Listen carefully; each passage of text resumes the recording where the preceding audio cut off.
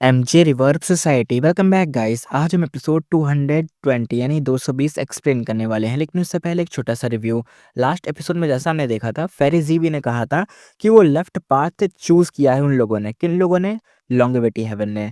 और ये जो लेफ्ट पाथ था कौन सा वाला था, एक बार रिपीट कर देते हैं दोबारा से। फेरीजीवी कहती है लेफ्ट पाथ चूज करा। लेफ्ट पाथ था लिमिटलेस ने बनाया था। सेंट्रल हेवन गेट, फिर नेम प्लेग पैलेस, फिर सन पैलेस, फिर 5 deity hall, central great hall, heaven overseeing tower, forgotten dao lake, imperfection regret pavilion, जिसे स्टार जोन माउंटेन पीक भी कहा जाता है। ये जगह थी। यहाँ पे लेफ्ट पाथ चूज करा था जो लिमिटलेस ने बनाया था, उस पाथ को चूज करा था लॉन्गेविटी हेवन ने हेवनली कोर्ट के अंदर घुसने के लिए। अब देखते हैं आगे क्या होगा। स्टार्ट करते हैं अपना new episode. Let's start. Left path ये वही रास्ता था जो लिमिटलेस डीमन वनरेबल ने ओल्डन एंटिक्विटी एरा में लगभग 1 मिलियन साल पहले बनाया था।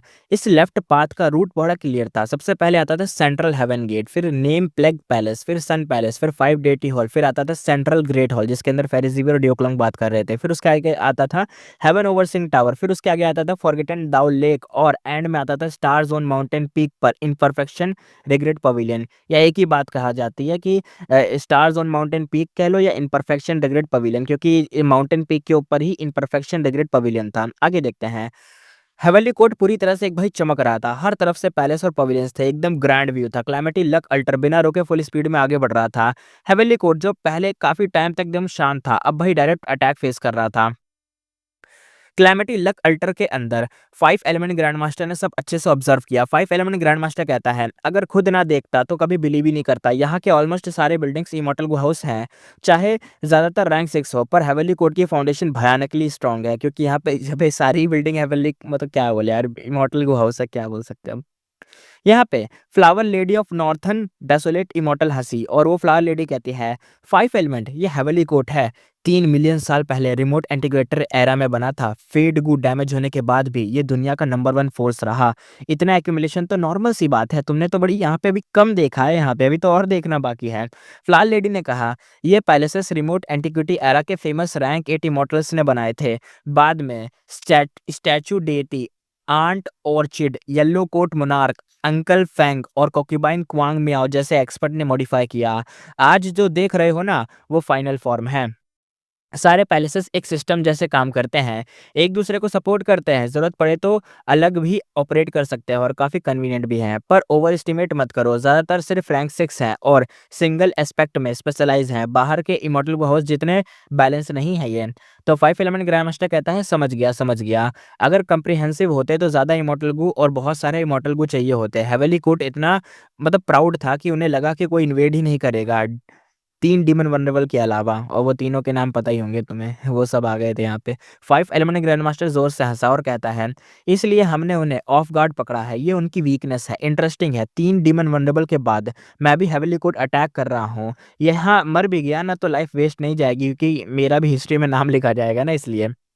उसके अंदर नॉर्थल प्लेन्स का ब्लड बोल रहा था। नॉर्थल प्लेन्स के लोग फाइट में भाई ग्लोरी ढूंढते हैं, यानी उनको चाहिए कि अगर फाइट हो रही है तो एकदम नाम इतिहास रच दिया जाए, मतलब रच दिया जाए, ऐसा कुछ फाइट हो तो उनमें उसी चीज़ में उन्हें मजा आता है। बैटलफील्ड में मरना उनके लिए सबसे बड़ा हॉनर होता है। क्लैमिटी लक अल्टर फोर्स से आगे बढ़ता हुआ सेंट्रल हेवन गेट तक पहुंच गया था।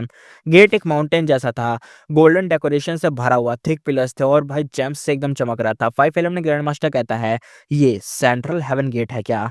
लगता है इंफॉर्मेशन पाथ इमॉर्टल गो हाउस है ये। तो यहाँ पे एक बुल डीमन था, वो कहता है हाँ, हेवनली कोर्ट सिर्फ 10 ग्रेट एशियन सेट के एलिट्स को ही रिक्रूट करता है।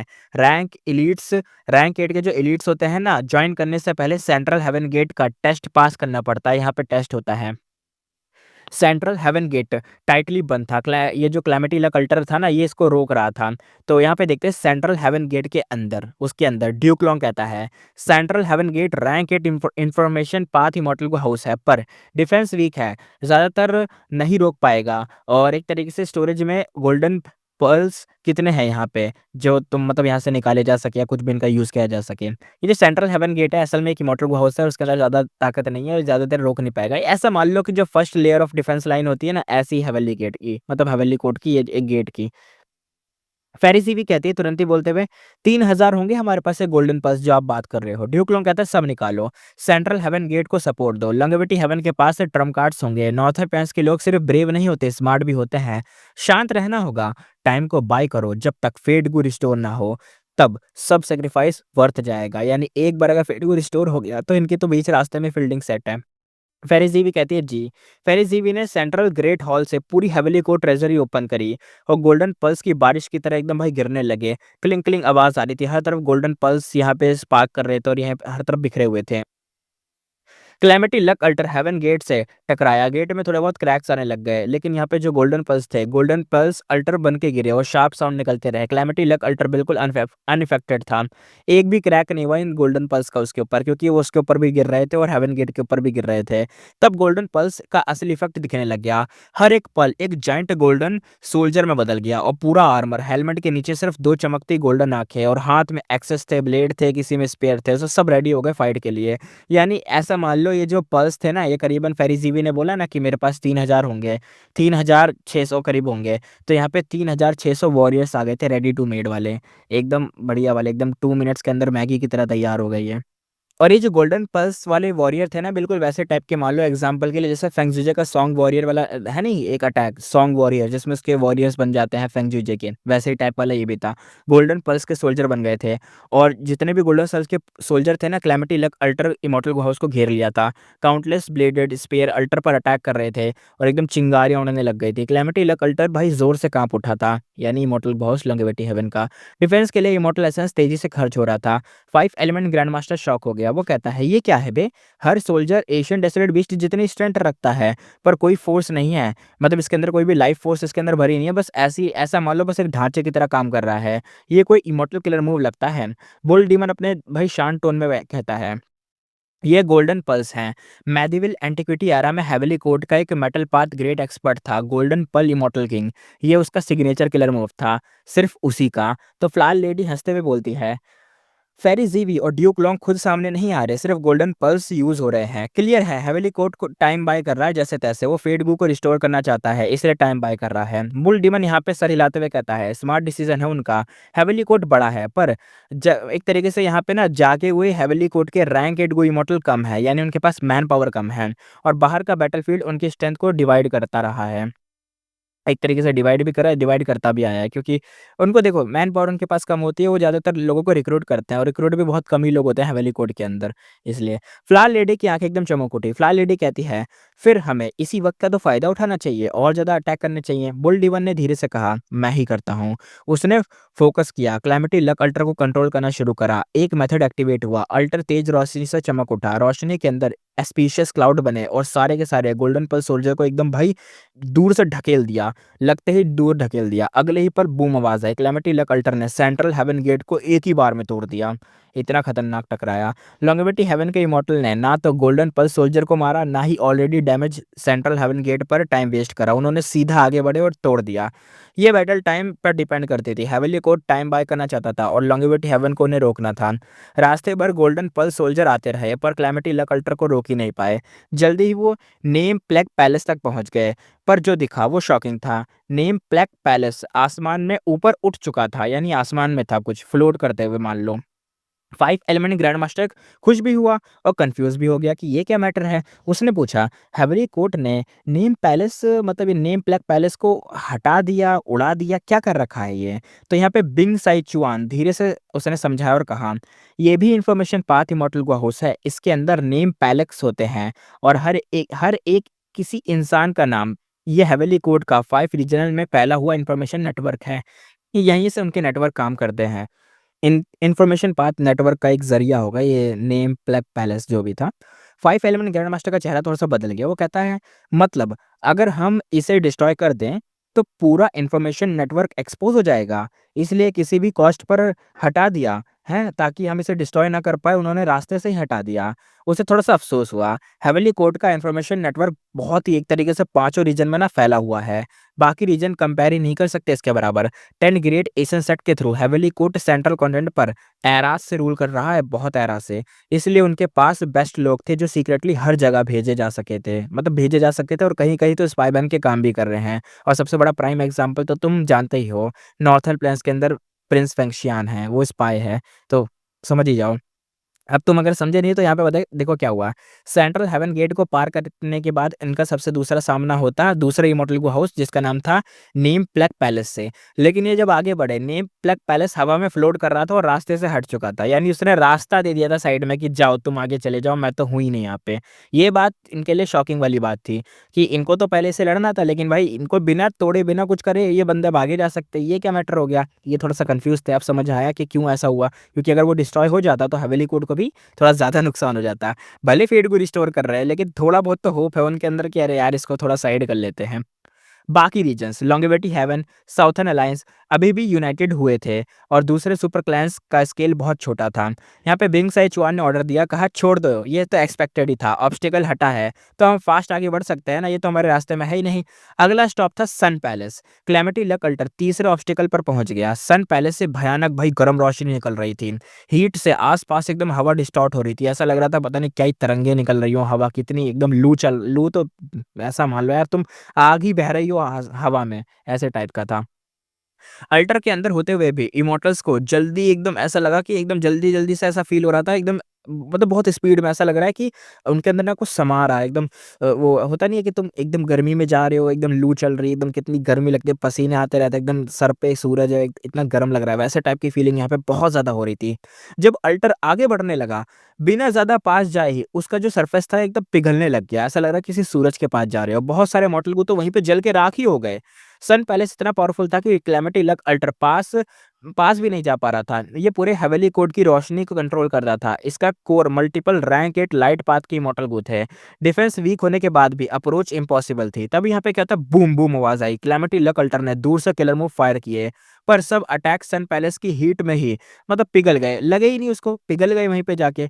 Five element grand master tension में आ गया। वो कहता है ये ऑब्स्टेकल बहुत ही टफ है, लाइट पाथ या डार्क पाथ का कोई एक्सपर्ट हमारे पास तो है नहीं लगता है। बुल डीमन कहता है अरे टेंशन मत लो, सन पैलेस बाहर से स्ट्रांग है पर अंदर से बहुत वीक है, अंदर घुस गए तो डिस्ट्रॉय हो जाएगा, मैं जाता हूँ। फ्लावर लेडी हंसकर उसके कंधे पर थोड़ा सा एकदम टैप करती है और फिर कहती है अरे मैं भी साथ चलूंगी। फाइव एलिमेंट ग्रैंड मास्टर का दिल एकदम से हिल गया। उसे पता था कि ये कितना डेंजरस है, इतनी तेज रोशनी में बिना प्रॉपर डिफेंस और रैंक एट भी कैंडल की तरह पिघल जाए, ऐसा खतरनाक मतलब सामने चीज थी। तो इसमें ये दोनों जाने की बात कर रहे हैं।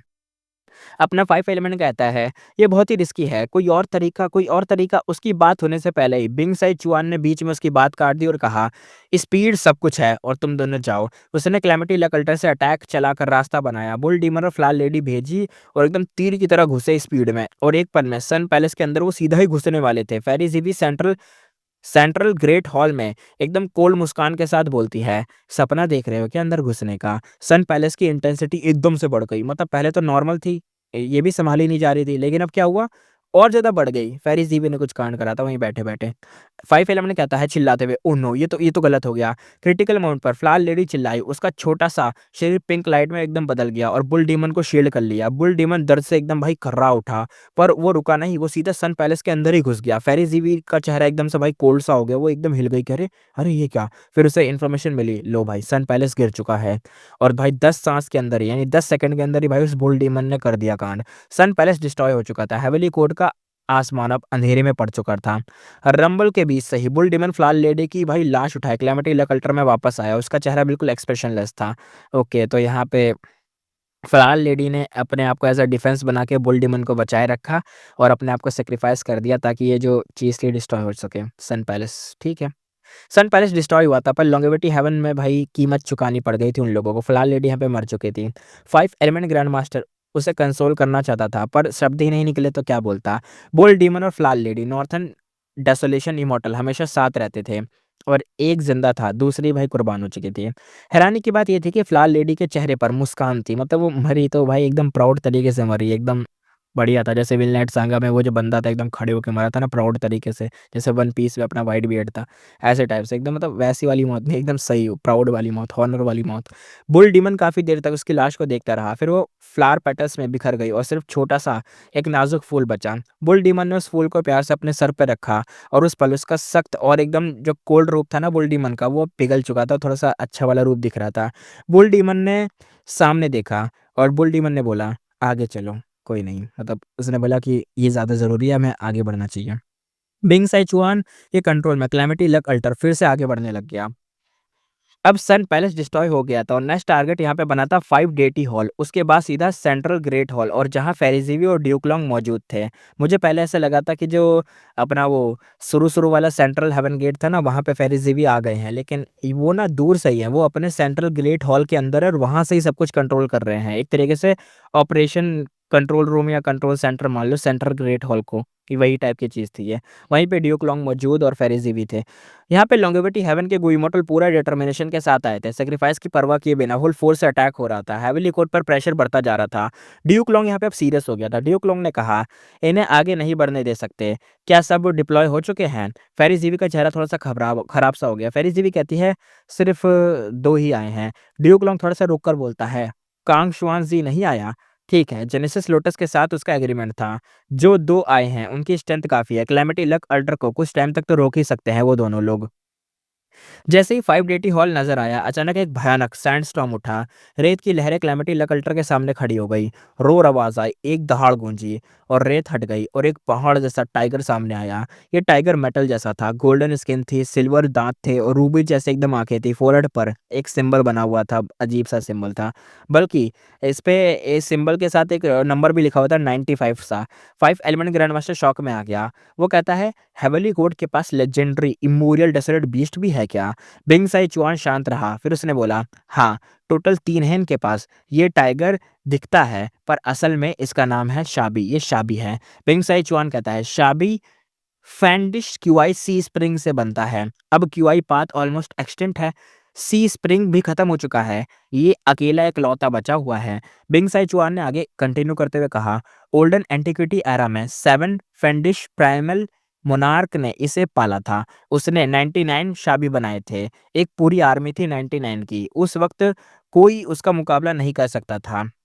ये लास्ट बचा है, नंबर 95 है, इसलिए नाम पड़ा शाबी 95। बाद में जाइंट सन ने भी यही नाम रखा था इसका। तो ग्रैंड मास्टर एकदम सो था ना, 511 ग्रैंड मास्टर एडमायर करता, वो कहता है इसीलिए लॉर्ड इतना जानता है, मतलब हमारे पास भी इन्फॉर्मेशन है ना हेवनली कोर्ट की, इसलिए।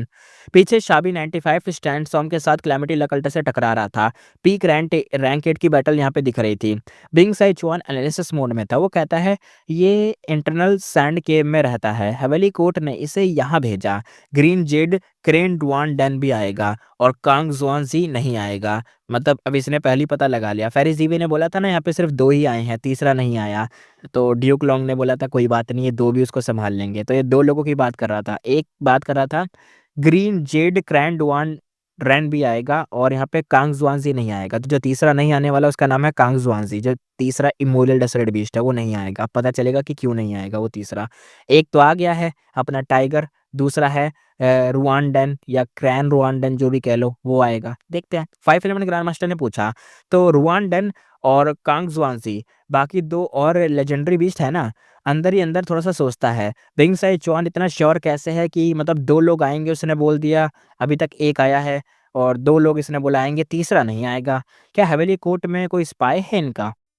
बिंग सैचुआन एक्सप्लेन करते हुए कहता है, हाँ, रुआंडन इमोरियल जेड ग्रीन क्रेन है और इमोर्टल क्रेन सेक्टर ने पाला था और पिल पाथ का क्रिएटर है। तो यहाँ पे बिंग सैचुआन ने आगे कहा कि जो कांग जुआनजी है एक वास्ट हेवन वाइन है, 300 साल में स्प्राउट और 300 में ब्लॉसम और 300 में फ्रूट। यानी इसके 300 में एकदम बढ़ता रहता है, यानी 300 साल में ये पहले स्प्राउट होता है, फिर 300 साल में ब्लॉसम बनता है, फिर उसके बाद 300 साल में इसमें फ्रूट निकलता है। इसके फ्रूट ना वास्ट हेवन फ्रूट होते हैं, ग्रोटो हेवन का स्काई स्पेंड कर देते हैं, इसलिए इसे दुनिया का 10th हेवन भी कहते हैं। वैसे 9th हेवन भी होते हैं लेकिन इसको 10th हेवन भी कहते हैं। देख रहे हो कितनी खतरनाक चीज़ है। इनके पास ये है कांग जुआनजी, इसको कहा जाता है, लेकिन कांग जुआनजी नहीं आने वाला यार। आएगा यहाँ पे रुआंडन, टाइगर आ चुका है और रुआंडन आने वाला है बस आगे। आगे बताया जाता है, 5 एलिमेंट ग्रैंड मास्टर काँप सा गया, वो कहता है 10th हेवन, वो जो आसमान तक जाने वाली बेल है उसकी बात कर रहे हो क्या? उसे 10th हेवन। और अगर तुम्हें रेफरेंस नहीं पता चला है तो ये रेफरेंस उसकी बात कर रहा है। तुमने वाली कहानी नहीं सुनी थी, जो एक बच्चा था जिसने एक बीज बोया ज़मीन के अंदर, वो बीज इतना ऊपर गया कि उसकी बेल बन गई, वो आसमान तक चले गए, फिर वो बच्चा उसी बेल पे चढ़ के आसमान में गया। वहाँ पे आसमान में जाने के बाद उसे वहाँ पे एक महल दिखा, उसके अंदर एक बहुत बड़ा जायंट रहता था। एक कहानी सुनी होगी, वह उस जैसा रेफरेंस है इसका, उसकी बात कर रहा है। उसने उस जायंट वाइन को देखा जो हेवन ओवरसीइंग टावर से भी ज़्यादा ऊँची थी।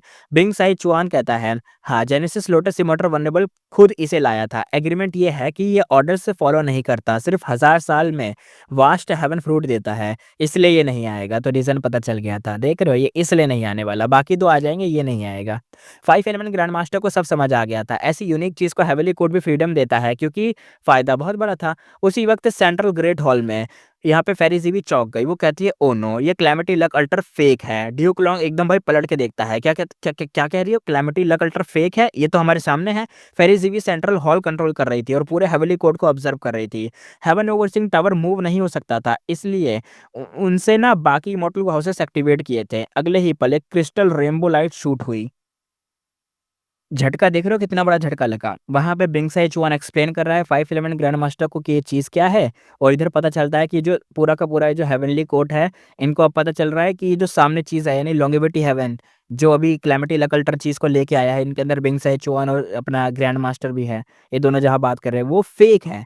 तो हो क्या रहा है यहाँ पे, कुछ समझ नहीं आ रहा था, बहुत अलग ही चीज़ हो रही थी। अब देखते हैं, लास्ट में रेनबो लाइट निकली थी। वो रेनबो लाइट हेवनली कोर्ट ने अटैक करा था इस कैलेमिटी लकल्टर के ऊपर, देखने के लिए कि ये जो चीज़ है फेक है या असली है। रेनबो लाइट आसमान को चीरते हुए सीधा कैलेमिटी लक अल्टर पे गिरा। एक जोर का झटका लगा और अगले ही पल जो कैलेमिटी लक अल्टर इमॉर्टल गुहाउस था उसका असली फॉर्म सामने आया। असल में ये एक 4 लेग्ड बीस्ट था। पर्पल फर थे, क्रिस्टल जैसी पर्पल आंखें थी और पीछे डॉग टेल थी। साइज में ये शाबी से भी बहुत बड़ा था और सब समझ गए होंगे क्या है, अपना नेवला आ चुका है भाई। डॉग टेल फेरेट जो भी कह लो उसको बड़ा खतरनाक था ये। जानते ही होंगे इसको, ये रिवर्स फ्लो रिवर वाली आर्क में आया था।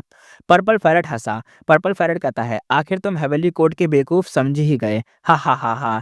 शाबी 95 शॉक हो गया। शाबी 95 कहता है, तुम जायंट सनीमोटर वंडरबल के dog tail life extending parrot हो, माउली क्यों, है ना? माउली का चेहरा एकदम से शक्त हो गया। वो एकदम भाई पर्पल बिजली की तरह आगे बढ़ा, बूम आवाज आई। रैट को एक थप्पड़ में उड़ा दिया भाई अपने माउली क्यों ने। माउली क्यों ने भाई शाबी को एकदम जमीन पे दबाया, कुत्ते की तरह मारा। माउली की गुस्से में कहता है, याद रख, मुझे ग्रैंडपा माँ बुला। ग्रैंडपा माँ, क्या ग्रैंडपा? शाबी 95 एकदम भाई भड़क सा गया। वो कहता है, एज के हिसाब से तो मैं तेरा दादा लगूंगा। वो उठने की कोशिश करता रहा पर माउली क्यों हिला तक नहीं। शाबी अंदर से शॉक हो गया। वो कहते हैं, इतनी स्ट्रेंथ, दादा तो बड़े पावरफुल हैं। उसी वक्त ऊपर से एकदम एक हंसने वाली आवाज गूंजी। ग्रीन जेड क्रेन क्लाउड पर बैठा हंस रहा था। ग्रीन जेड क्रेन कहता है, हा हा हा हा, स्टूपिड कैट और सिली पैरट, क्या मस्त जोड़ी है तुम दोनों की, लड़ते रहो। हेवनली कोर्ट का दूसरा वाला बीस्ट भी आ चुका है जिसका नाम है ग्रीन जेड क्रेन।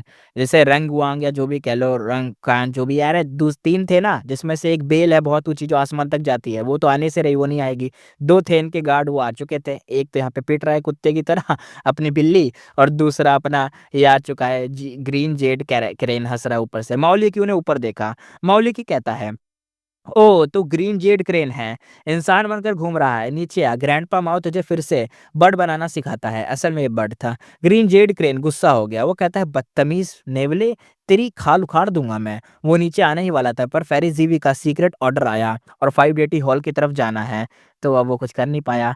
वो मुड़ने ही वाला था कि अचानक एक बड़ा-सा शैडो सामने आया। ग्रीन जेड क्रेन की आँखें फैल गई। माओलीक्यू हवा में एकदम भाई उड़ता हुआ आया था, ऊपर से नीचे बूम मारा।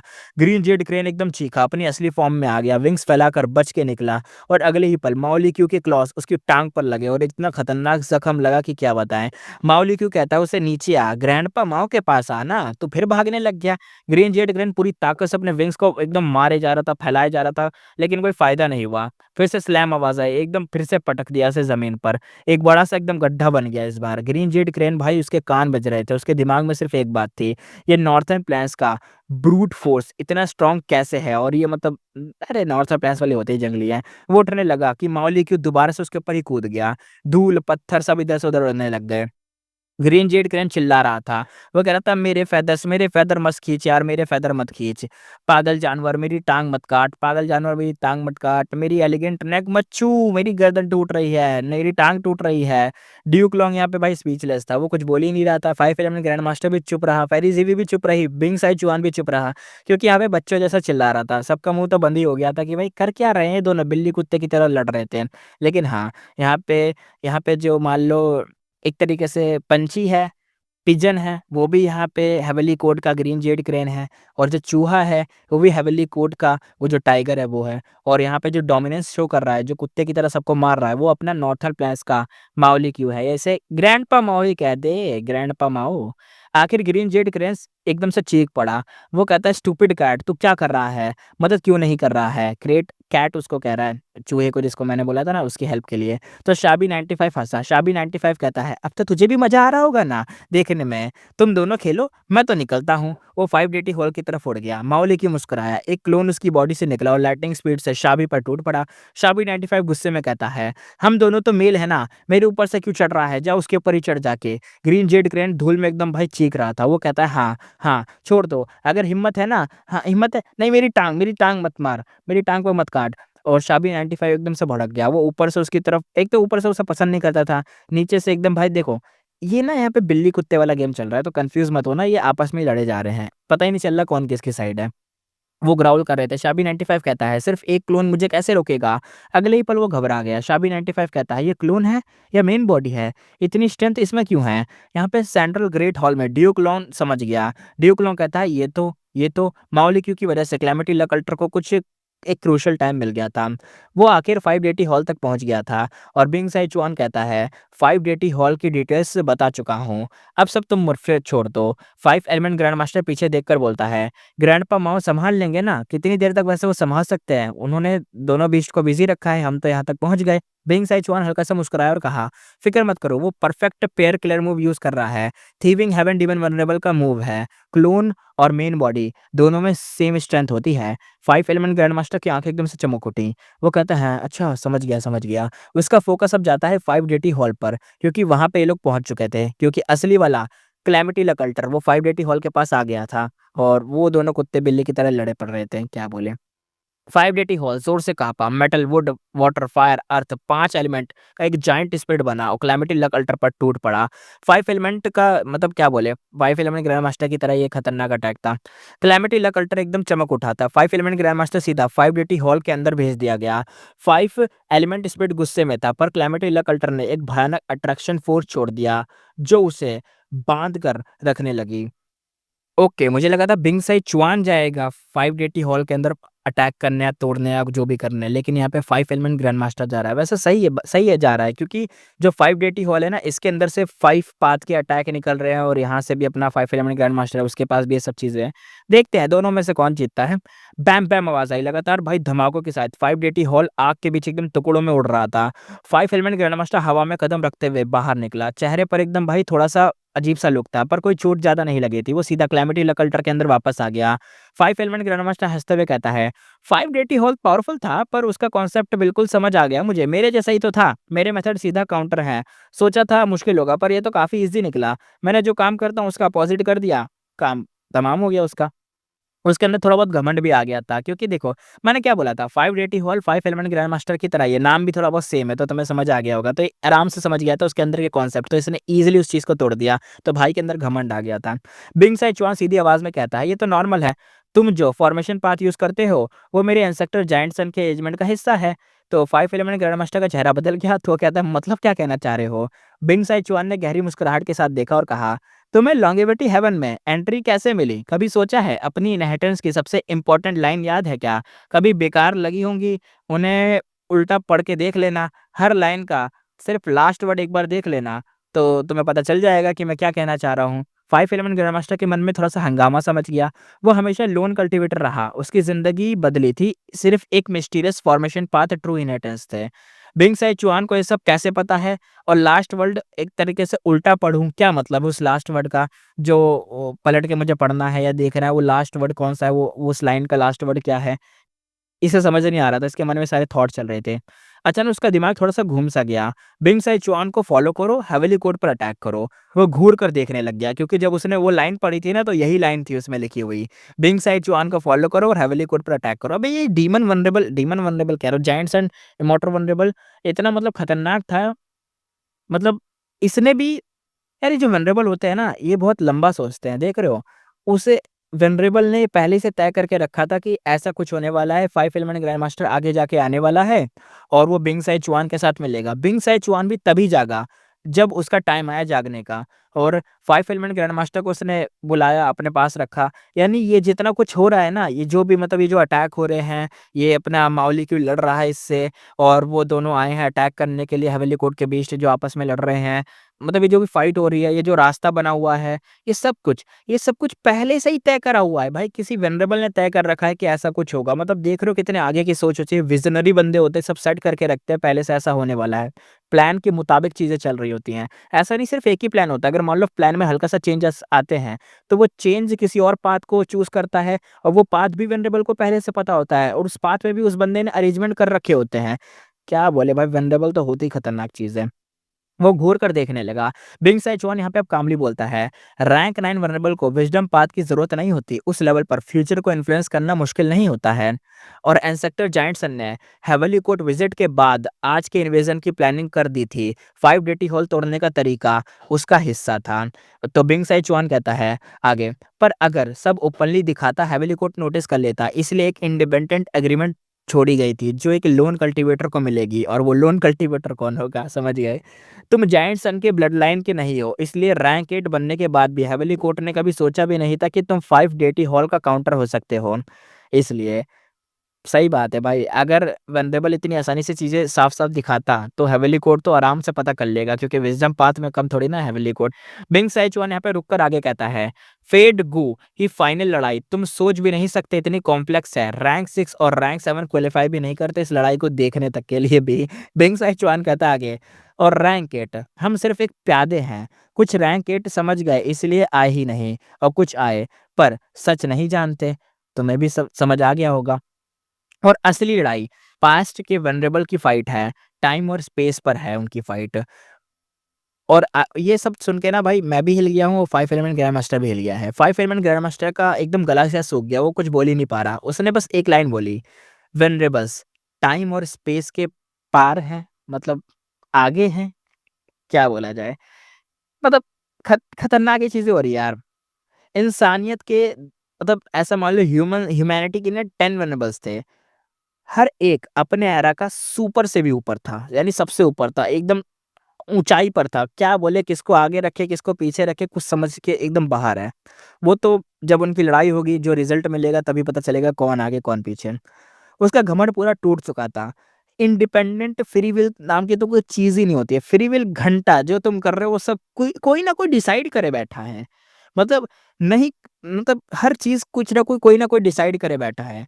अच्छा है रेड लोटस ने फेडगू को डिस्ट्रॉय कर दिया, वरना तो वेनरेबल भी भाई फेडगू के आगे कोई नहीं कर पाते हैं भाई। फेडगू तो सुप्रीम चीज़ है।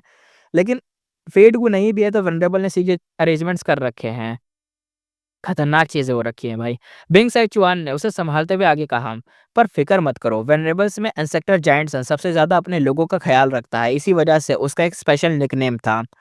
सब वनरेबल्स की अपनी अरेंजमेंट्स होती हैं, पर टाइम के साथ काफ़ी बदल जाती हैं। कुछ अरेंजमेंट्स फ्यूचर वनरेबल ने पकड़ ली और मॉडिफाई कर दी। जेनेसिस लोटस और थीविंग हेवन के बाद जायंटसन आया, फिर स्पेक्टर सोल पैराडाइस और जो बाद में आते हैं उनका एडवांटेज होता है। यानी जो जब भी कोई बाद में आएगा तो उसका एडवांटेज होगा। इसलिए हमारा हेवेली कोर्ट अटैक इतना आगे तक पहुंच पाया है। 5 एलिमेंट ग्रामस्टर बिल्कुल एकदम खो सा गया था, ये सब चीज़ों में खोया हुआ था कि क्या मैटर चल रहा है। वो एकदम इन्फॉर्मेशन होता है ना, एक छोटे से बच्चे के अंदर 2 साल के बच्चे को ट्रिग्नोमेट्री सिखा दो, तो ऐसा टाइप का हो गया था कुछ।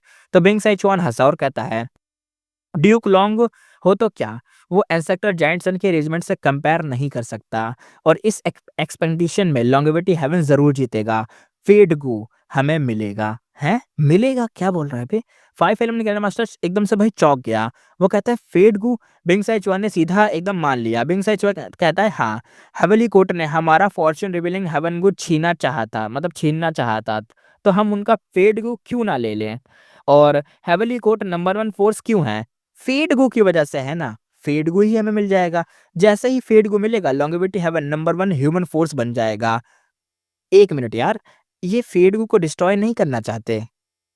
सही बात है भाई, कोई ना कोई अपनी-अपनी प्लानिंग में लगा हुआ है। अब देखते हैं सीन यहाँ पे शिफ्ट होता है सेंट्रल ग्रेट हॉल के अंदर। मतलब जायंट सन देखो क्या चाहता है, अभी अपना ये सीन शुरू करने से पहले जायंट सन देख रहे हो क्या चाहता है कि वो फेडगू को चुरा ले और फेडगू चुराने के बाद अपने पास रखे और नंबर 1 फोर्स बन जाए, नंबर 1 ताकत बन जाए। खतरनाक चीज़ है। जायंट सन ही ये चाहता है क्योंकि ये लोग तो कर नहीं सकते, सब कुछ जायंट सन का अरेंजमेंट है। मतलब जायंट सन हमेशा से चुराना चाहता था, डिस्ट्रॉय नहीं करना चाहता था। कोई नहीं, देखेंगे। अब देखते हैं सेंट्रल ग्रेट हॉल के अंदर फेरिज़ेवी ने देखा जैसे-जैसे क्लेमेटी लगल्टर पास आ रहा था, उसका चेहरा सीरियस हो गया था। फेरिज़ेवी कहती है वो आ रहे हैं, उनके पास ओल्ड मैन ज़ांग युआन भी टेंशन में था। सेंट्रल ग्रेट हॉल सारे इमॉर्टल हाउसेस का कंट्रोल एरिया था पर डिफेंस वीक था। आखिर कौन सोचेगा कि हेवनली कोर्ट का सेंट्रल ग्रेट हॉल अटैक होगा। पहले यहाँ 3 डीमन वल्नरेबल ने अटैक कैसे इसे मतलब एक तरीके से ना 3 डीमन वल्नरेबल ने अटैक करके इसे डिस्ट्रॉय भी किया था। फिर भी बाद में डिफेंस स्ट्रॉन्ग नहीं किया गया। रीज़न सिंपल था, वल्नरेबल के सामने कोई डिफेंस काम नहीं करता, तो क्या ही कर सकते डिफेंस स्ट्रॉन्ग करके, और नॉर्मल लोग तो अटैक कर नहीं सकते, ये सोचा भी नहीं था तो डिफेंस स्ट्रॉन्ग करने का और कोई फ़ायदा भी नहीं है। अब लग रहा था कि जायंट्स और इमॉर्टल वल्नरेबल ने पहले ही इस वीकनेस को नोटिस कर लिया था। लॉन्गेविटी हेवन का अटैक बिल्कुल अनएक्सपेक्टेड था। फेरिज़ेवी और बाकी लोग पैसिव हो गए थे। फेरिज़ेवी धीरे से कहती है, लगता है असली फ्लॉ डिफेंस में नहीं माइंडसेट में था। शायद मैंने कुछ मिस कर दिया। इस वक्त ड्यूक लॉन्ग ने पूछा। ड्यूक लॉन्ग कहता है फेडगू पूरी तरह से रिस्टोर होने में कितना टाइम लगेगा। फेरिज़ेवी अपने मन में बोलती है 6 आवर। अबे 6 आवर में फेडगू रिस्टोर हो जाएगा, क्या बात करें। ड्यूक लॉन्ग ने चेहरे पर खुशी आ गई उसके चेहरे पर। ड्यूक लॉन्ग कहता है 6 आवर्स, मेरी लाइफ स्पैन खत्म होने वाली है पर हेवन ने थोड़ा बहुत मेरे पे दया दिखाई है। फेडगू रिस्टोर होते हुए मैं देख पाऊंगा और आगे का काम मैं संभाल लूंगा। फेरिज़ेवी चिंता में कहती है, लॉर्ड ड्यूक लॉन्ग, आपकी इंजरीज अभी अभी ईस्टर्न सी के रैंक एट गुई मॉडल के जॉइंट अटैक से ड्यूक लॉन्ग अभी पूरी तरह से हील नहीं हुआ था ना, इसलिए। ड्यूक लॉन्ग हल्का सा मुस्कुराया और कहता है, मैं वैसे भी मरने ही तो वाला हूँ। इन इंजरीज़ का कोई मतलब नहीं है। मेरे पास हेवनली ड्रैगन्स लास्ट स्टैंड है। मेरे लास्ट मोमेंट में 5 रीजन में कौन मुझे रोक सकता है? कोई नहीं रोक सकता, मैं अपना सब लगा दूँगा। भाई का कहना ये था कि 6 घंटे तो मैं रोक ही लूँगा और 6 घंटे में रोक भी लूँगा और देख भी लूँगा कि कैसे फेट सबको कंट्रोल करता है और कैसे फेट को रिस्टोर होता है। उसकी आवाज़ शांत हो गई थी पर डोमिनेंस क्लियर थी। उधर क्लैमिटी लकल्टर एक जायंट बीस्ट की तरह सेंट्रल ग्रेट हॉल पर टूट पड़ा। हवा एकदम फट सी गई, तेज़ एकदम आंधी चल पड़ी। अगर हिट हो जाता तो पूरा ग्रेट हॉल एकदम से उड़ जाता। बहुत स्पीड में आ रहा था, ऐसा मान लो बस आने वाला है। तब एक छोटा-सा बॉडी सामने आ गया। 5 एलिमेंट ग्रैंडमास्टर चिल्लाया। वो कहता है ड्यूक लॉन्ग। बुल डीमन बोला, सीधा उसे कुचल ही डालो ना, रुकना क्या है, कुचल डालो। बूम आवाज़ आई।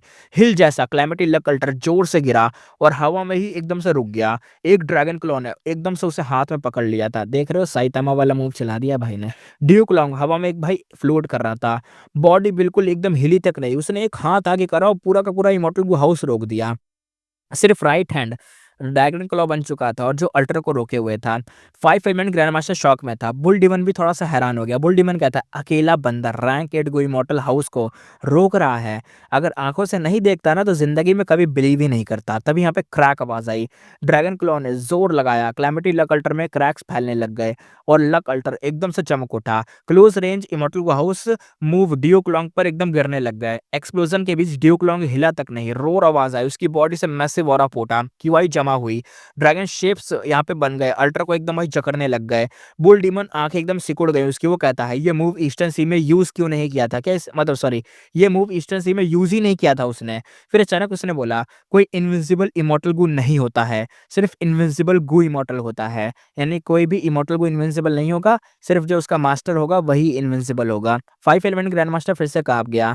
ड्रैगन क्यूआई किलर मूव का पावर इंसेन था। उसे पता था कि अगर वो सामने होता तो ज्यादा देर टिक भी नहीं पाता। 2 थप्पड़ में ड्यूक लॉन्ग सुला देता भाई अपने बुल डीमन को। क्लैमिटी लकल्टर रैंक 8 इमॉर्टल गू हाउस होते हुए भी ड्यूक लॉन्ग के हाथ में दबा हुआ था। लॉन्गेविटी हेवन के लोग जीत देख मतलब एक तरीके से जीत देख चुके थे। हेवन ओवरसीइंग टावर बिल्कुल उनके पास में ही था पर ड्यूक लॉन्ग बीच में खड़ा था। एक ऐसा वॉल जिसे पार करना इम्पॉसिबल लग रहा था। एक ही आदमी था लेकिन अनस्टॉपेबल लग रहा था। आदमी क्या, ड्रैगन कह लो भाई को तो।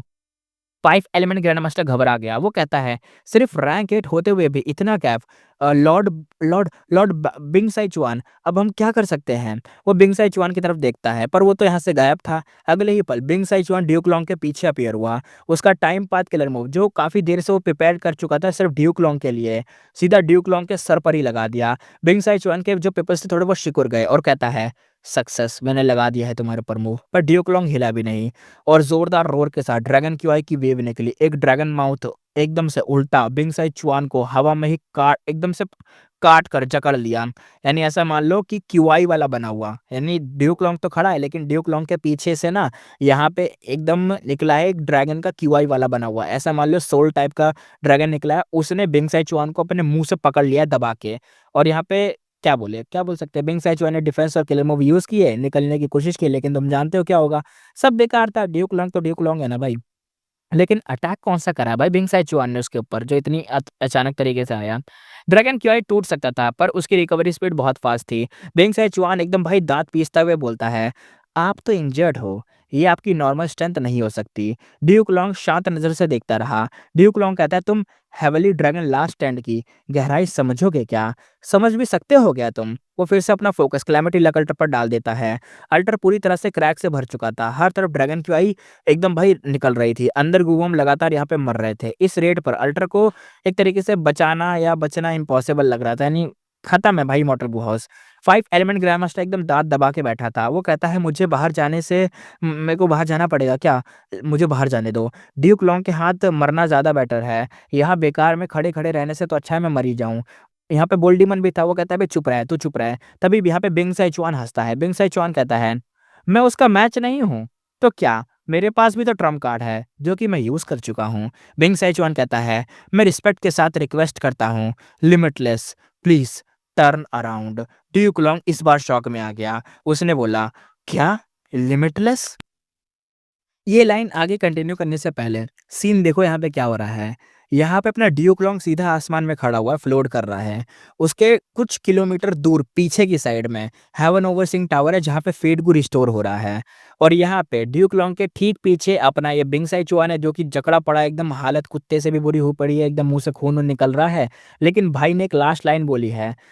भले वो मैच नहीं है ड्यूक लॉन्ग का, लेकिन उसने एक लास्ट लाइन कही। उसने एक सक्सेसफुल अटैक कर दिया था जो हमने देखा था। उस अटैक के चक्कर में भाई ने अपनी ऐसी हालत करवा दी, लेकिन अटैक पूरा कर दिया तो सक्सेसफुल भी हो गया था। और टाइम पाथ का एक्सपर्ट था बिंग साइचुआन। जायंट सन के अरेंजमेंट्स की वजह से इसने कुछ ना कुछ तो खतरनाक करा है। उसने लिमिटलेस का नाम ले लिया ऐसी जगह पर। और ड्यूक लॉन्ग भाई, ड्यूक लॉन्ग का क्या बोले, उसके ठीक पीछे तो हेवन ओवरसीइंग टावर है, कुछ किलोमीटर दूर। पीछे पीछे की साइड जहाँ फेट गू रिस्टोर हो रहा है, उसके ठीक आगे एक हाथ से उसने पूरा का पूरा क्लैमिटी लकल्टर रोक रखा है, पकड़ रखा है और पूरी ड्रैगन क्यूआई से जकड़ा हुआ है क्लैमिटी लकल्टर, जिसके अंदर से सारे गूवम मर रहे हैं और क्लैमिटी लकल्टर को बचाना नामुमकिन है। वो टूटने वाला है, यानी मान लो 5 से 10 मिनट के अंदर पूरा क्लैमिटी लकल्टर टूट जाएगा। उसके अंदर बुल डीमन है और अपना 5 एलिमेंट ग्रैंड मास्टर है जो कि बाहर जाने की ज़िद कर रहा था। बुल डीमन ने उसका मुँह बंद करवा दिया था। ऐसे टाइम पर कोई एक बंदा ऐसी लाइन कह दे, लिमिटलेस, टर्न अराउंड, क्या बोले यार, खतरनाक चीज़ हो गई। देखते हैं, सीन यहाँ पे दिखाया जाता है। 1 मिलियन साल पहले ओल्डन एंटिक्विटी एरा में लिमिटलेस डीमन वल्नरेबल ने हेवनली कोड पर अटैक किया और बिना किसी रुकावट के आगे बढ़ता गया। हेवनली कोड के गो इमॉर्टल ने उसे रोकने की पूरी कोशिश की थी, लेकिन वो बिल्कुल पावरलेस थे। क्या बोल सकते हैं, एक इमॉर्टल वल्नरेबल के सामने, डीमन वल्नरेबल के सामने कोई कैसे ही कुछ बोल सकता है। Limitless demon vulnerable normal casual speed से मूव कर रहा था, लेकिन फिर भी हेवनली कोड का कोई भी गो इमॉर्टल उसका मैच नहीं कर पाया। उन्हें हेवी लॉसेस हुए थे, बहुत लोग वहीं मर गए थे। सेंट्रल हेवन गेट टुकड़ों में टूट चुका था। नेम प्लेग पैलेस को उड़ाने का मौका तक नहीं मिला था, उड़ने तक का मौका नहीं मिला था। मतलब अभी तो इस टाइम पे जब क्लैमिटी लकल्टर आ रहा था अटैक करने, तो नेमलेस कह रहा हूँ, sorry, name plague palace side हट गया, क्योंकि ये नेटवर्क वाली चीज़ है। उन्होंने साइड हटा दिया था ताकि वो लोग चले जाएँ और उसको तोड़े ना। लेकिन उस टाइम पे तो भाई वो हट भी नहीं पाया था, उन्हें टाइम तक नहीं मिला था हटाने का। लिमिटलेस डीमन वल्नरेबल के सामने सन पैलेस और 5 डेटी हॉल बिल्कुल प्लेट कागज़ जैसे थे, एकदम टूट चकनाचूर हो गए थे। पूरा सीन एक जोक लग रहा था। आखिरकार जब limitless demon vulnerable central great hall के सामने आया, पूरा हेवनली कोड काँप उठा। स्टार कंस्टेलेशन की व्हील नीचे उतरी और स्टार कंस्टेलेशन इमॉर्टल वल्नरेबल का अरेंजमेंट एक्टिवेट हुआ। 9-9 कंटीन्यूअस अनक्रीजिंग फॉर्मेशन एक्टिवेट हुई। लिमिटलेस डीमन वल्नरेबल ने उस फॉर्मेशन के अंदर आया और 100 फॉर्मेशन तोड़ने के बाद ही निकल पाया। हेवन ओवरसीइंग टावर के नीचे लिमिटलेस डीमन वल्नरेबल ने कहा, "स्टार कंस्टेलेशन, हम दोनों वल्नरेबल्स हैं। मुझे रिस्ट्रिक्ट करने के लिए तुमने इतनी मेहनत की। मैं तुमसे नफ़रत करता हूँ, पर साथ ही तुम्हारी रिस्पेक्ट भी करता हूँ। अभी तुम डेड हो और मैं ज़िंदा हूँ। तुमने चाहे जितने भी मेथड्स छोड़ के रखे हों, फिर भी क्या, एक जिंदा गू वल्नरेबल को रोकना चाहते हो, ये इम्पॉसिबल है। रैंक 9 वल्नरेबल्स इस दुनिया में इनविंसिबल होते हैं, सिर्फ दूसरे वल्नरेबल्स ही उनका सामना कर सकते हैं। स्टार कंस्टेलेशन की विल ने भाई एक कड़वी सी मुस्कान दी, साथ में हेवन ओवर सिंह का रास्ता भी खोल दिया। स्टार कंस्टेलेशन की विल कहती है, मैं चाहती हूँ, तुम क्या कह रहे हो, लेकिन बिना ट्राई करे कैसे गिव अप कर सकती हूँ, प्लीज अंदर आओ। यानी उसने कह दिया कि मैं तुमसे बात करना चाहती हूँ, ऐसा कुछ कहना चाह रही है बंदी अपनी, पता नहीं क्या होगा, देखेंगे। ये देखो, लिमिटलेस तो बस इतना ही कह रहा था कि एक जिंदा वनरेबल बहुत पावरफुल है, मरी हुई इंसान कुछ नहीं कर सकती, भले क्या चाहे कितने भी मेथड छोड़ के गई हो अपने पीछे। लिमिटलेस डिमन वनरेबल ने भाई अपनी जो आईब्रोज थी थोड़ी सी सिकोड़ ली। लिमिटलेस डिमन वनरेबल कहता है, अब मुझे नहीं रोक रही क्या, हैं, अब मुझे नहीं रोक रही तुम। स्टार कंस्टेलेशन की विल का चेहरा थोड़ा सा ब्लैंक हो गया। वो जो विल थी स्टार कंस्टेलेशन की, वो कहती है, जब मैं तुम्हें रोक ही नहीं सकती तो पॉइंट क्या है लिमिटलेस। जब तुम फेडगू को डिस्ट्रॉय करना चाहते हो तो मैं तुम्हारे साथ चलकर उसे देखना चाहती हूँ, तुम कैसे करोगे। लिमिटलेस डिमन वनरेबल एक पल के लिए एकदम चौंक गया। उसके फ्लॉलेस फेस पर एक हल्की सी स्माइल आ गई। लिमिटलेस डिमन वनरेबल कहता है, इंटरेस्टिंग इंटरेस्टिंग। वो धीरे से बोला और स्टार कंस्टेलेशन की विल के साथ हेवन ओवरसिंग टावर पर चढ़ गया। जब दोनों ऊपर पहुंचे तो उन्होंने फेडगू को देखा। थोड़ी देर बाद लिमिटलेस डिमन वनरेबल टावर से बाहर निकल आया। हेवनली इंजर्ड हेवनली कोड गू इमॉर्टल बिल्कुल शॉक्ड हो गए, क्योंकि लिमिटलेस डिमन वनरेबल ने फेडगू को डिस्ट्रॉय किया ही नहीं था। बहुत ज़्यादा यहाँ पे देखो, इतने सारे लोग पिट हार चुके हैं ना, तो उन्हें लग रहा था अब लिमिटलेस डिमन वनरेबल और स्टार कंस्टेलेशन की विल ऊपर गई है, और हमारी मतलब स्टार कंस्टेलेशन कुछ तो कर नहीं सकती, क्योंकि असल में वो एक विल ही तो है, वो तो मर चुकी हैं, वो क्या कर लेंगी। तो फेट को डिस्ट्रॉय होने वाला है, लेकिन उन्होंने ये देखा कि भाई लिमिटलेस ने तोड़ा ही नहीं, और वो आराम से नीचे आ गया बस ऐसे ही। और ये इतने कुत्ते की तरह पिट गए थे, फेडगू को बचाने के लिए इन्होंने कुत्ते की तरह लड़ाई करी थी, इनका तो मजाक ही बन गया। फेडगू अभी भी हेवन ओवर सिंह टावर के टॉप पर बिल्कुल परफेक्ट कंडीशन में था। टावर के अंदर क्या हुआ, या स्टार कंस्टेलेशन के विल और लिमिटलेस डिमन वनरेबल के बीच क्या बात हुई, किसी को कुछ पता ही नहीं चला। एंड में लिमिटलेस डिमन वनरेबल का एक्सप्रेशन कोल्ड ही रहा, लेकिन उसकी आंखों में हल्की सी गुस्सा क्लियर फील हो रहा था, यानी एक गुस्से भरी नजर थी उसके अंदर, उसे बहुत मतलब खराब लग रहा था। उसने आसपास देखा, जहां-जहां उसकी नज़र गई वहां-वहां हेविली कोट के गू इमॉर्टल गहरी एकदम कोल्डनेस से उसको देख रहे थे। उनका मुराल सीधा रॉक के बॉटम पर गिर गया था। आखिर में लिमिटलेस डिमन वनरेबल स्टार कंस्टेलेशन की विल को देखा और अपना डिमन वनरेबल कहता है, हाँ, प्रिमोर्डियल ओरिजिन इमॉर्टल वनरेबल और स्टार कंस्टेलेशन इमॉर्टल वनरेबल, तुम दोनों ने अपनी लाइफ में और भी बहुत सारे मेथड छोड़ के रखे होंगे। क्या तुम मुझे अंडरस्टिमेट कर रहे हो? सब कुछ यूज़ करो, मैं अपनी आंखों से देखना चाहता हूँ। स्टार कंस्टेलेशन की विल ने एक गहरा सा लुक दिया, लेकिन लिमिटलेस डिमन वनरेबल फाइट पर एकदम अड़ा हुआ था, इसलिए उसके पास उसके साथ देने के अलावा और कोई चॉइस नहीं थी। इसी तरह एक और ब्लडी बैटल शुरू हो गई। लिमिटलेस डिमन वनरेबल के हाथों हेवनली कोड के गू इमॉर्टल सैक्रिफाइस होते गए। काउंटलेस लोग यहीं पे मर गए। जहाँ-जहाँ लिमिटलेस डिमन वनरेबल गया, वहाँ-वहाँ खून के तालाब बन गए, लाशें सी बह गईं। स्टार कंस्टेलेशन की विल उसके पीछे चलती रही, शांत नज़र से उसके एंडलेस सेलेक्टर को देखती रही। उसके पास और कोई चॉइस भी नहीं थी। कुछ टाइम बाद फॉरगेटन दाव लेक का पानी पूरा ब्लड में एकदम रेड हो गया। ये वही लेक थी जो एंड में आती है। लिमिटलेस डिमन वनरेबल ने आंखें एकदम सिकोड़ के सिलेक्टर से, मतलब सिलेक्टर करा था, इतना खतरनाक सबको मारा था। सिलेक्टर से मिलने वाली एन्जॉयमेंट उसके दिल में उभर आई, यानी खुश हो गया वो। उसने लेक की लहरों को देखा और पूछा। डिमन वनरेबल कहता है, ये कौन-सी लेक है? स्टार कंस्टेलेशन की विल कहती है, फॉरगेटन दाव लेक। लिमिटलेस डिमन वनरेबल कहता है, फॉरगेटन दाव लेक, नाम बिल्कुल सही है, अच्छी लेक है, इसे डिस्ट्रॉय करना थोड़ा-सा ज़्यादा ही वेस्ट होगा। वो अचानक एनर्जेटिक हो गया। फॉरगेटन दाव लेक, फॉरगेटन दाव लेक, लेकिन कौन अपना दाव सच में भूल सकता है? कुछ ही देर की खामोशी के बाद स्टार कंस्टेलेशन की विल बोली, जब तुम यहाँ हेवनली कोर्ट तक आ ही गए हो, तो थोड़ा घूम कर देख क्यों नहीं लेते? डिमन वनरेबल ने डीप मीनिंग के साथ स्टार कंस्टेलेशन की विल को देखा। अपना डिमन वनरेबल कहता है, तुम्हें डर नहीं लगता कि मैं पूरा हेवनली को डिस्ट्रॉय कर दूंगा? स्टार कंस्टेलेशन की विल बिल्कुल शांत थी। स्टार कंस्टेलेशन की विल कहती है, तुम हेवनली कोड को डिस्ट्रॉय नहीं कर सकते। जब तुम हेवनली कोड पर फैटल क्राइसिस आती, जब भी मतलब जब भी हेवनली कोर्ट के ऊपर ऐसी कोई दिक्कत आती है जब वो संभाल नहीं पाए, एकदम डिजास्टर आ जाता है, कोई बहुत बड़ा कुछ भी बहुत बड़ी चीज़ आ जाती है, जब जब हेवनली कोर्ट पर कोई भी फैटल क्राइसिस आती है, तो मास्टर के सुप्रीम मेथड खुद एक्टिवेट हो जाते हैं। और मान लो तुम हेवनली कोर्ट डिस्ट्रॉय कर भी दो, तो क्या तुम फेड गू को डिस्ट्रॉय कर पाओगे।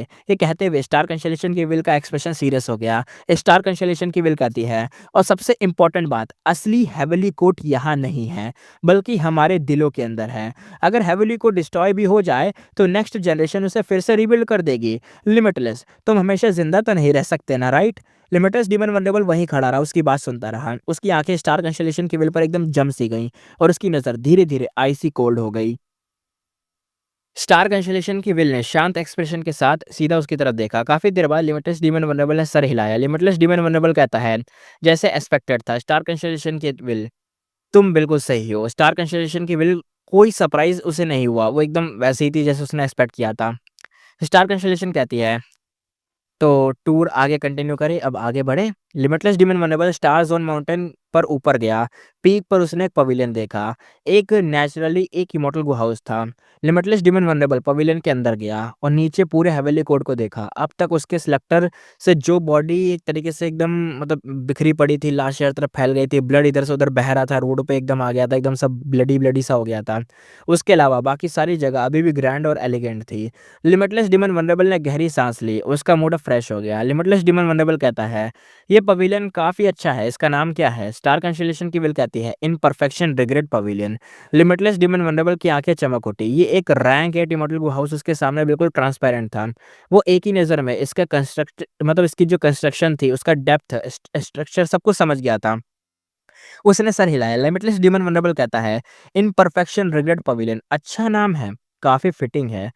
रिग्रेट रिग्रेट, इस ट्रिप में मैं अपना गोल अचीव नहीं कर पाया, ये सच में एक बड़ा रिग्रेट है। पर किसकी लाइफ किसकी लाइफ बिना इम्परफेक्शन और रिग्रेट्स के परफेक्ट होती है? यानी होते ही होते हैं रिग्रेट्स तो। ये बोलते वक्त ऐसा लगा जैसे वो स्टार कंसोलेशन की विल से पूछ रहा हो कि मतलब ऐसा कोई है क्या कि किसकी लाइफ बिना इम्परफेक्शन और रिग्रेट्स के परफेक्ट होती है? यानी इम्परफेक्शन रिग्रेट्स तो होते ही होते हैं ना हर किसी की लाइफ में, वरना इनके बिना तो उसकी लाइफ परफेक्ट कैसे बन सकती है, अच्छी कैसे हो सकती है? ऐसा लग रहा था वो पूछ रहा था स्टार कंसोलेशन की वजह से। लेकिन साथ ही जैसे खुद से भी बात कर रहा हो, उसका टोन काफ़ी कॉम्प्लेक्स था। स्टार कंसोलेशन की विल चुप रही। अचानक लिमिटलेस डीमन वरेबल हंस पड़ा। उसका एक्सप्रेशन गायब हो गया और वो फिर से कोल्ड और लूफ सा हो गया।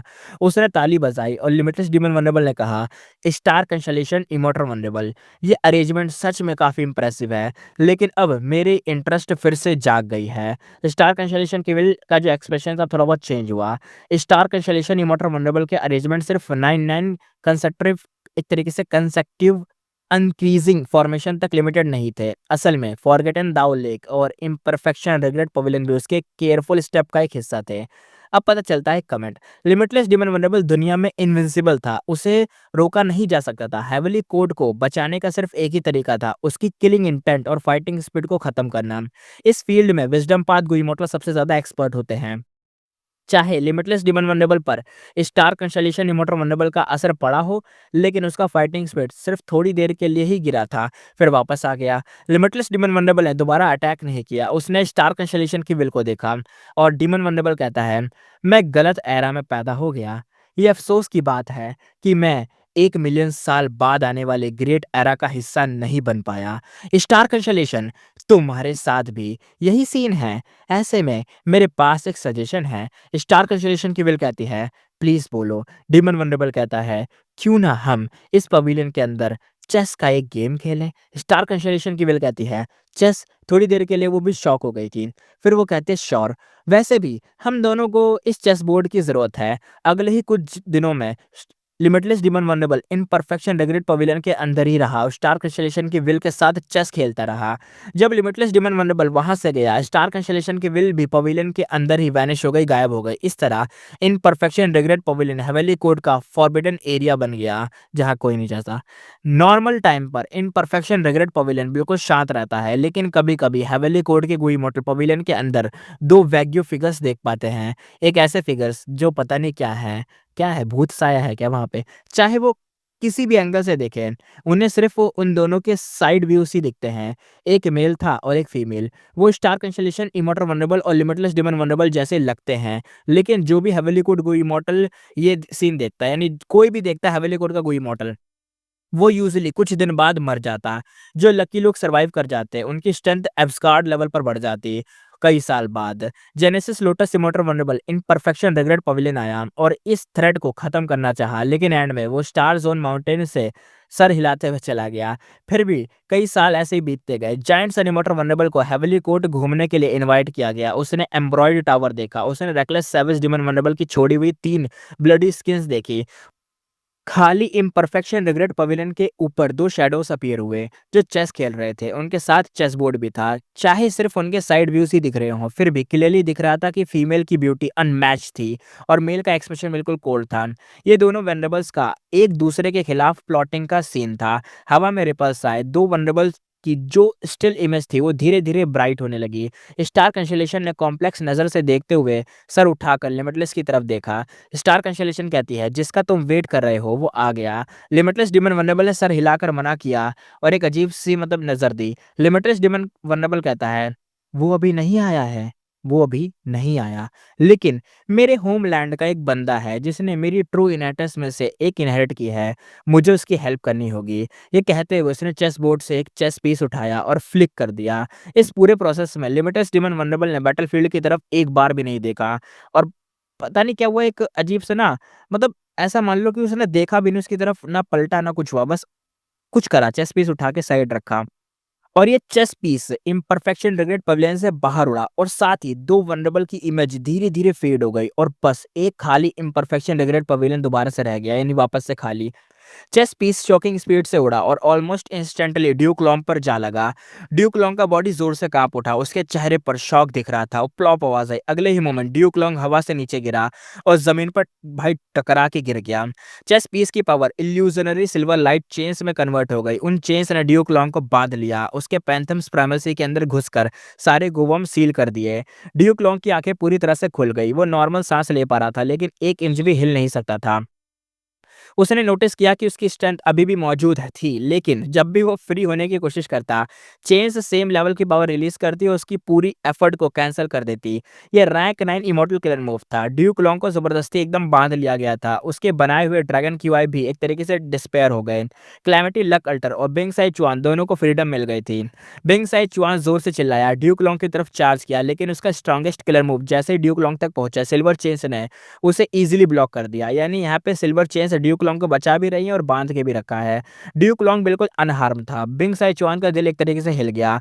बिंग साई चुआन कहता है, ये rank 9 killer move Duke long को बांध के तो रखता है और प्रोटेक्ट भी करता है, क्योंकि ये वनरेबल के बीच का बैटल है। सिर्फ लिमिटलेस डिमन वनरेबल की पावर नहीं, स्टार कंस्टेलेशन इमोर्टल वनरेबल की विल भी यहाँ पे इन्वॉल्व है।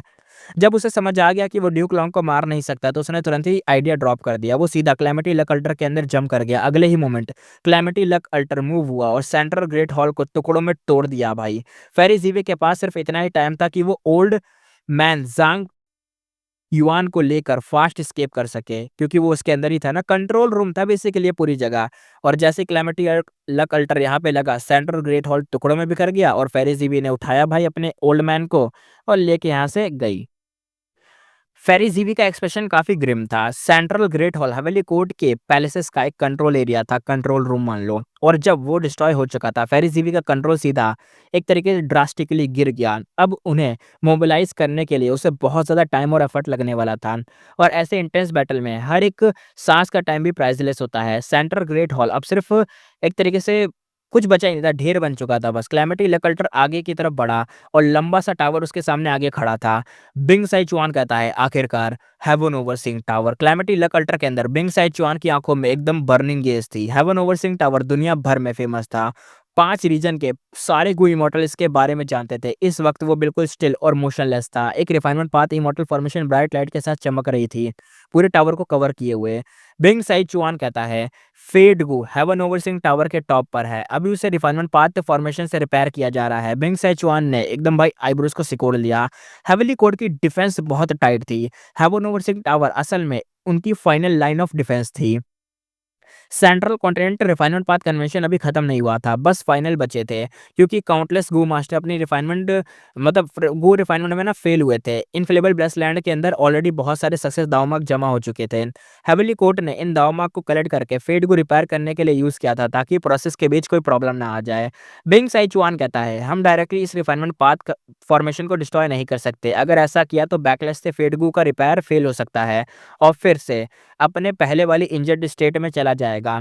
हमें अंदर घुसकर उसे स्नैच करना होगा। ये सोचते ही बिंग सैचुआन ने 5 एलिमेंट ग्रैंड मास्टर और बुल डीमन को ऑर्डर दिए। बुल डीमन ने ऑर्डर एक्सेप्ट कर लिया, लेकिन 5 एलिमेंट ग्रैंड मास्टर थोड़ा सा हेजिटेट हो गया। 5 एलिमेंट ग्रैंड मास्टर कहता है, लॉर्ड बिंग सैचुआन, एक छोटी सी प्रॉब्लम हो सकती है। अगर हमें फेड गू स्नैच करने का परफेक्ट चांस मिल जाए लेकिन वो फुली रिपेयर ना हुआ हो तो फिर क्या करेंगे? ये वाकई एक रियल प्रॉब्लम थी। हेवनली कोड के पास फेड को रिस्टोर करने के प्रॉपर मेथड थे। वो ह्यूमन पाथ किलर मूव और central continental refinement path convention और काउंटलेस फेलियर का यूज करके इनफ्लेबल ब्लेस लैंड में सक्सेस दांवमाग बना रहे थे जो फेड को रिस्टोर करने के काम आ सके। लॉन्गेविटी हेवन के पास ऐसे मेथड नहीं थे। बिंग साइचुआन ने 5 एलिमेंट ग्रैंड मास्टर को देखा। इस पॉइंट पर कुछ भी छुपाने की जरूरत नहीं थी। उसने सीधा सच बोल दिया। बिंग साइचुआन कहता है, हम फेड गू इसी स्टेट में चाहिए, मतलब जैसा स्टेट है हमें इसी स्टेट में चाहिए। हेवनली कोर्ट ने इसे काउंटलेस सालों से रिपेयर किया है, अभी ऑलमोस्ट कंप्लीटली रिकवरी के क्लोज है। यही फेड गू हमें चाहिए, मतलब जैसा है वैसा चाहिए। फुली रिपेयर्ड फेडगू को कोई भी यूज नहीं कर सकता। इवन हेवनली कोड भी इसे सिर्फ इमोर्टल गो हाउस 7 ओवरसिंग टावर के थ्रू ही यूज कर सकती है, ताकि इस दुनिया के सारे लाइफ फॉर्म की फेट देख सके। अगर कोई फेडगू को ट्रूली कंट्रोल कर ले तो वो फेट के ट्रेसेस डिसाइड कर सकता है और वो सब बिंग्स की जिंदगी मैनिपुलेट कर सकता है। पर अफसोस, पास्ट के वनरेबल्स ने कितनी भी कोशिश की हो, कोई भी इसमें सक्सेसफुली नहीं हो पाया था, सक्सेसफुली नहीं हो पाया। वो कंट्रोल नहीं कर सकता था फेट को। 5 एलिमेंट ग्रैंड मास्टर क्यूरोसिटी हुई उसको, तो वो पूछता है, फिर इनकम्प्लीट फेड गू को स्नैच करने का पॉइंट ही क्या है? बिंग साइचुआन ने हल्की सी स्माइल दी। वो कहता है, हम फेड गू को कंट्रोल नहीं कर सकते। पास्ट वनरेबल का मानना था कि फेड गू को एक्टिवेट करने की रिक्वायरमेंट बहुत हाई है, सिर्फ हेवेंस विल ही इसे कंट्रोल कर सकती है। लेकिन इसका मतलब ये नहीं कि हम फेड गू को यूज भी नहीं कर सकते, यूज ही नहीं हो सकता, इसको यूज किया जा सकता है। हेवनली कोड का हेवन ओवरसिंग टावर भी बेस्ट एग्जांपल है इसका, यानी जैसे वो यूज करता है हेवन ओवरसिंग टावर, वैसे ही फेड गू को यूज करा जा सकता है। वो फेड गू को यूज कर पाते हैं, चाहे वो सिर्फ माइनर यूजेज ही क्यों ना हो, यानी एक छोटा सा यूज क्यों ना हो, लेकिन वो कर पाते हैं। इसके अलावा हेवनली कोड के पास एक और मेथड है। वो फेड गू को एक इमॉर्टल मटेरियल की तरह यूज करके उसे लक पाथ इमॉर्टल गू के साथ रिफाइन करते और साथ में बनाते डेस्टिनी गू, जिसे रैंक 10 डेस्टिनी गू कहते हैं। 5 एलिमेंट ग्रैंड मास्टर कहता है, क्या डेस्टिनी गू? 5 एलिमेंट ग्रैंड मास्टर की आंखें एकदम शॉक में फैल गई। बिंग साई चुआन की स्माइल और गहरी हो गई। उसने आगे कहा, इसी वजह से हेवनली कोड ने नॉर्थन पैंस पर इन्वेड किया था, ताकि फॉर्च्यून रिवीलिंग हेवन गू को अपने हाथ ले सके, अपने हाथ में ले सके, उसके हाथ लगाए फॉर्च्यून रिवीलिंग हेवन गू। तो 5 एलिमेंट ग्रैंड मास्टर ने कहा, तो ये बात थी, और उसे भी फुली अब समझ आ गया था सीन चल क्या रहा था। लेकिन हम जानते हैं कि फेंगयुआन ने क्या हालत करी थी माहोंग्यून की। फेंगयुआन ने क्या करी भाई, वो अपने आप मरा था। ये भी कोई फेट का लिखा गया होगा, वरना तो ऐसा थोड़ी ना। फेंगयुआन ने कुछ उंगली नहीं करी, वो अपने आप मरा था। और रही बात डेस्टिनी गू की, पैराडाइज अर्थ इमॉर्टल वनरेबल ने भी डेस्टिनी गू का मेंशन करा था, याद हो तो। बहुत पहले चैप्टर में भी डेस्टिनी गू का मेंशन हुआ है। मैंने एक टाइटल या थंबनेल में कुछ ऐसा लिखा था डेस्टिनी गू के बारे में। कोई नहीं, आगे बढ़ते हैं। बिंग सैचुआन ने आगे बात कंटिन्यू करी और कहा, लेकिन उन्हें ये नहीं पता कि डेस्टिनी गू को, डेस्टिनी गू का कॉन्सेप्ट सबसे पहले इंसेक्टर जायंटसन ने दिया था। हेवनली कोड सीधा रैंक 10 डेस्टिनी गू रिफाइन करना चाहती है। वो लोग बहुत ज़्यादा ही एम्बिशियस हैं। हम अलग हैं, हमें सिर्फ रैंक 9 डेस्टिनी गू चाहिए। इसलिए हमें जो फेड गू यूज़ करना है और उसे फुली रिस्टोर्ड होना ज़रूरी नहीं, यानी बस हमें एज अ फेड गू को मटेरियल की तरह यूज़ करना है और रैंक 9 का डेस्टिनी गू बनाना है। जैसे ही हमारे पास रैंक 9 डेस्टिनी गू आ जाएगा, मेरी लॉन्गेविटी हेवन हेवनली कोड को डायरेक्टली चैलेंज कर पाएगी और आने वाले ग्रेट एरा में हम डोमिनेट करेंगे और हेवनली कोड को रिप्लेस कर देंगे। हम 5 रीजन पर रूल करेंगे। हम इस दुनिया के सारे बिंग्स के सुप्रीम रूलर्स बन जाएंगे। 5 एलिमेंट ग्रैंड मास्टर बिल्कुल स्पीचलेस हो गया। लॉन्गेविटी हेवन का एम्बिशियस उसके लिए शॉकिंग था, साथ ही जायंट्स एंड मोटर वंडरबल के प्लान के लिए उसके दिल में डीप एम्बिशियस जाग गया था। यानी वो हिल गया था देख के कि भाई जायंट सन, सही बात है भाई, जायंट सन उस इनपरफेक्शन रिग्रेट पवेलियन पे गया नहीं, वो ऊपर चढ़ा ही नहीं, बल्कि उसने दूर से देखा और वो वापस चला गया। जायंट सन भाई था तो बड़ा खतरनाक जायंट सन। 5 एलिमेंट ग्रैंड मास्टर कहता है, तो जायंट सन इमोर्टल वनरेबल ने हेवनली कोड के इन्वेजन का प्लान बहुत पहले ही बना लिया था। लॉन्गेविटी हेवन ने आज बस उन अरेंजमेंट्स का यूज करा है। बिंग साइचुआन की एक्सप्लेनेशन और इंकरेजमेंट सुनने के बाद 5 एलिमेंट ग्रैंडमास्टर ने और हेजिटेट नहीं करा। वो बुल डीमन के साथ रिफाइनमेंट पाथ की फॉर्मेशन पर एक बार टूट पड़ा। हेवन ओवरसिंग टावर फॉर्मेशन के सेंटर में था। उन्हें फेड को लेने के लिए हेवन ओवरसिंग टावर के टॉप पर चार्ज करना था।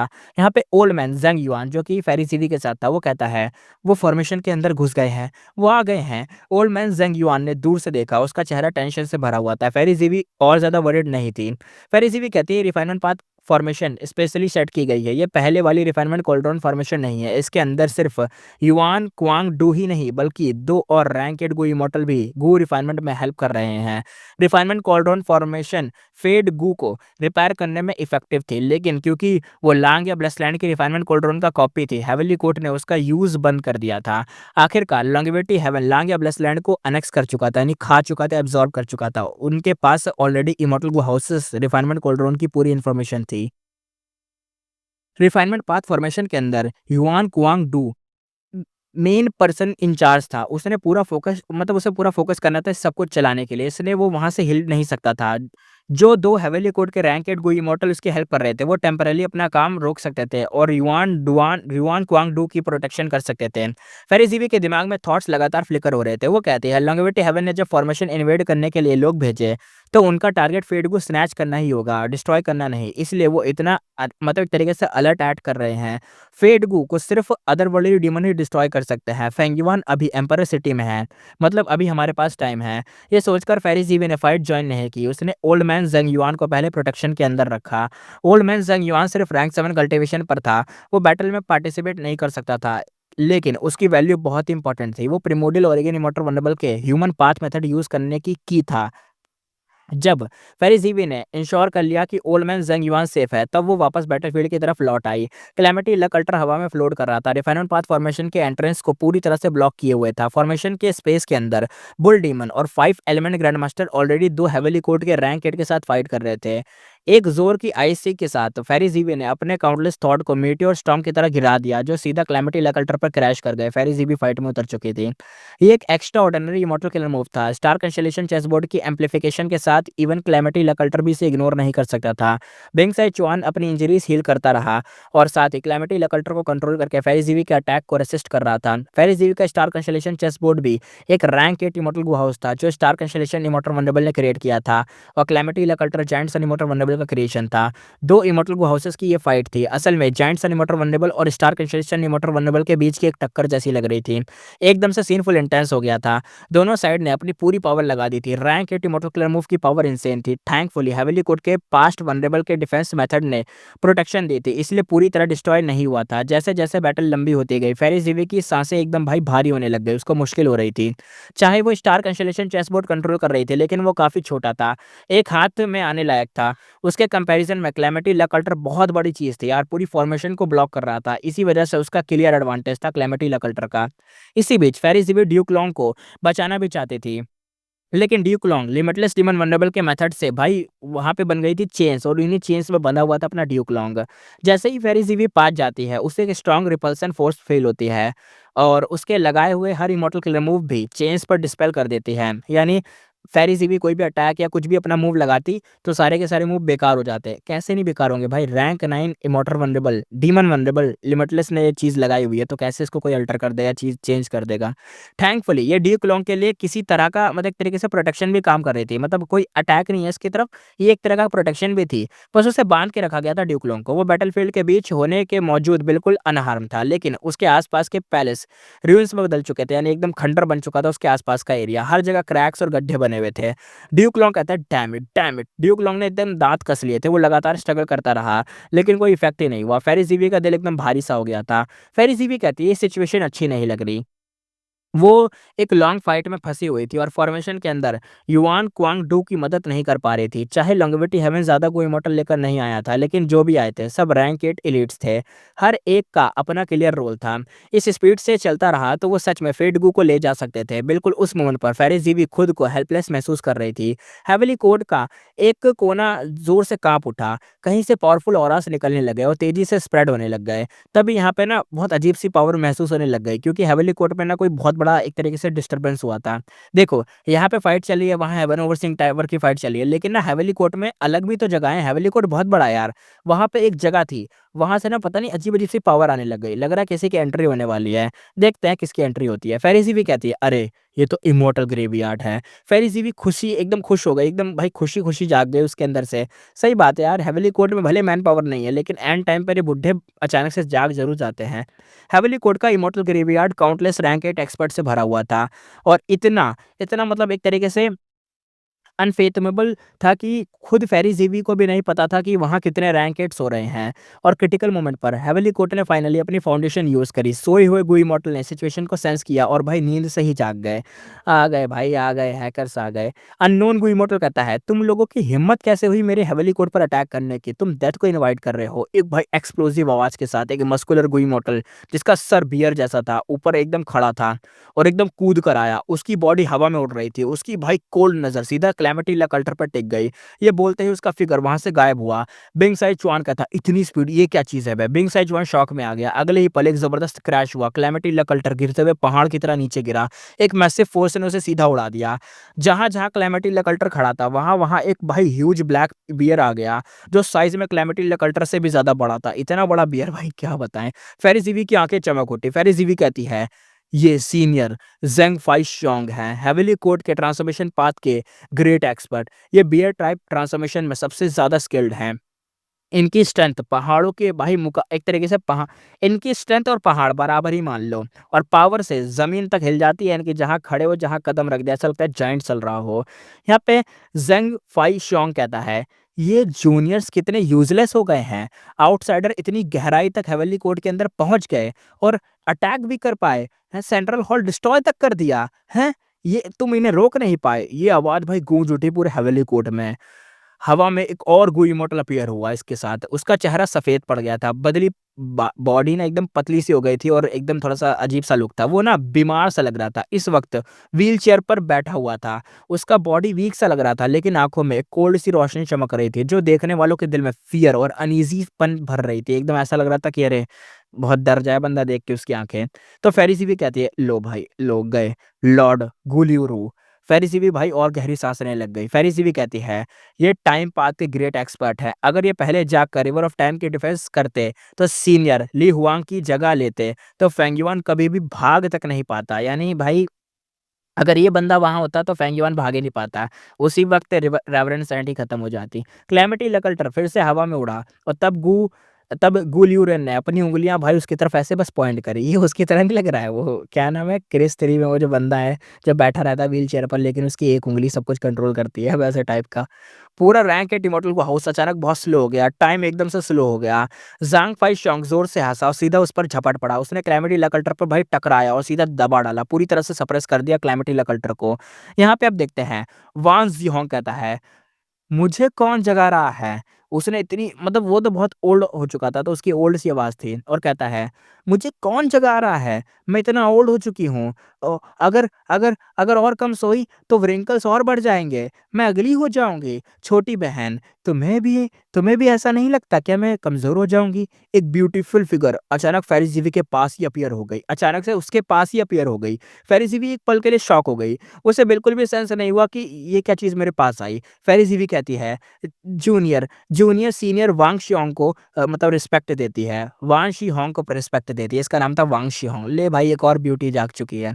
देखते हैं ये बुड्ढे लोग जाग रहे हैं भाई, ये बुड्ढे लोग जाग रहे हैं। हेवेली कोर्ट अपनी पावर दिखा रहा है, हैकर्स आ चुके हैं। फ़ेरिज़िवी ने रिस्पेक्ट के साथ झुककर सैल्यूट किया। वान ज़ीहोंग कहती है, सीनियर मत बुलाओ, सिस्टर बुलाओ मुझे। मेरी आँखों के पास व्रिंकल्स बढ़ गए हैं क्या? देखना ज़रा, बढ़ गए हैं क्या व्रिंकल्स? वो फ़ेरिज़िवी को बिल्कुल पास आकर एकदम कंसर्न से पूछ रही थी कि देखना ज़रा आँख के पास ये व्रिंकल है क्या? फ़ेरिज़िवी ने उसको स्नो व्हाइट और फ्लॉलेस स्किन, ब्यूटी फेस को देखा। वो कुछ कह ही नहीं पाई, लेकिन इतने मतलब फिर भी बहुत पोलाइटली वो अपनी फ़ेरिज़िवी कहती है, "व्रिंकल्स बिल्कुल नहीं है आपके। वहाँ सिस्टर आप तो आप मतलब खाली में ही टेंशन लेती हो, कुछ भी नहीं है आपको।" वो बहुत ही अलर्ट थी, क्योंकि वान ज़ीहोंग का बैकग्राउंड बिल्कुल नॉर्मल नहीं था। हेवेली कोड के ज़्यादा मेंबर सेंट्रल कॉन्टिनेंट के 10 ग्रेट एशियन सेक्ट से आते थे, लेकिन वान ज़ीहोंग पहले वेस्टर्न डेज़र्ट में तबाही मचाने वाली एक ग्रेट डीमन थी, जिसे बाद में हेवेली कोर्ट ने एब्ज़ॉर्ब करके अपना मेंबर बना लिया था।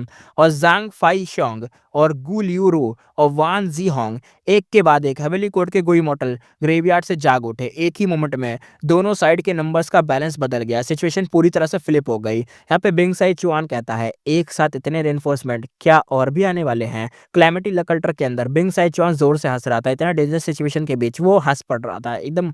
सही बात है, कुत्ते की तरह जब पिटने वाले हो, पता है तुम्हारा तो काम तमाम होने वाला है, तो बंदा हंसता ही है कि चलो मर गए हैं, मर ही जाते हैं, मर ही जाएंगे भाई। हैकर्स जाग गए भाई, क्या बोले। फेरिसीवी के दिल में और बहुत बुरी फीलिंग जाग गई। फेरिसीवी कहती है लॉन्गेविटी हेवन जब हेवनली कोर्ट पर अटैक करने आया तो क्या वो इमॉर्टल ग्रेवयार्ड की सिचुएशन को कंसीडर किए बिना आ गया था? वो भूल गया था क्या कि वो बुड्ढे वहां सो रहे हैं? बिंग साइचुआन कहता है, क्या तुम जानती हो मैंने क्लैमिटी लकल्टर को क्यों लिया? क्योंकि इसके अंदर एक फॉर्मर डीमन वंडरबल का किलर मूव छुपा हुआ है। इस वक्त बिंग साइचुआन की नजर और गहरी और अजीब सी हो गई। ऐसी नजर हो गई जिसे कोई समझ ना पाए। लेकिन कौन सा मेथड उसे इतना कॉन्फिडेंस दे रहा था? हम तो जानते हैं कि उसके पास एक रैंक 9 का किलर मूव है जो वो अभी भी यूज़ कर सकता है। क्या वो अभी यूज़ करेगा? या क्या होने वाला है यार? ये बुड्ढे जाग चुके हैं। क्लैमिटी लकल्टर वो इसलिए लेके आया क्योंकि इसके अंदर एक रैंक 9 का किलर मूव है, वो एक बार यूज़ कर सकता है। जायंट सनीमोटो मंदेबल का एक अटैक, वो फेवर वो फेवर यार, वो फेवर। इसी के साथ एपिसोड करते हैं खत्म, फिर मिलेंगे नेक्स्ट एपिसोड में।